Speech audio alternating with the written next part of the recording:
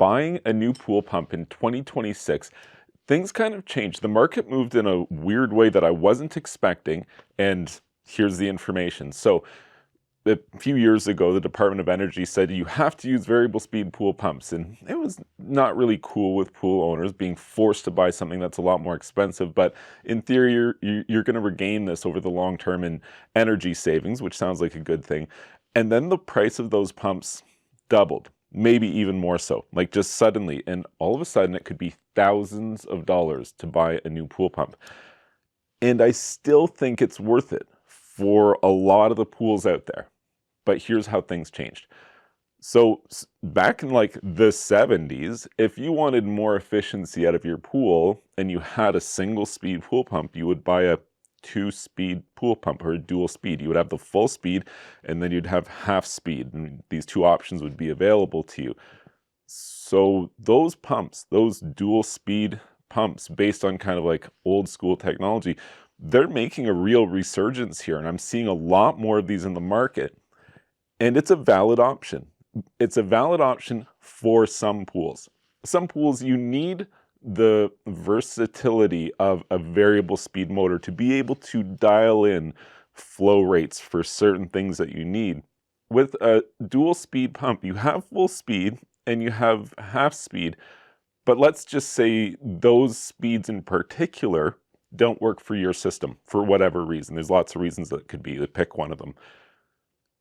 In your case, you kind of need to go with a variable speed pump, but there's a ton of swimming pools out there that are just, no, like I have a regular pool. There's nothing fancy here. I just don't want to spend an arm and a leg. What's my best option? You might be best served to just buy a dual speed pool pump. Most of the time, honestly, you could run it at the lower speed almost 24/7. Just set it and forget it. And for a lot of really basic swimming pools, that would be good enough. You'd be filtering your water effectively. You'd have enough flow for peripheral equipment to operate, and you'd like ultimately just be able to get away from the single speed motor running at top speed. That's where you spend all your money. The way it works is the full speed RPM will cost, X amount of money, X amount of power consumption. And if you turn it to half speed, you get half the amount of flow, but you use 1/8 the amount of power. It's not a linear drop, and that's the reason why it's such a good thing.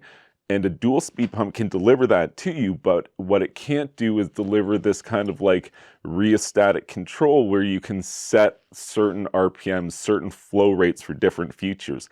If you need the versatility of that, you have to go with variable speed. If you just want to save a couple dollars and comply with the Department of Energy requirements for how efficient your pool pump needs to be, I think a dual speed pool pump in a lot of places is going to satisfy that requirement. And for a lot of pool owners, this is just easier and way, way less expensive. Like, just for argument's sake, look up in your area how much a 2-speed pool pump is versus your entry-level variable speed pool pump from one of the big name manufacturers like Jandy, Hayward, Pentair. If you found this information helpful, please be sure to like this video, subscribe to this YouTube channel, and you can check out my website, swimmingpoolsteve.com.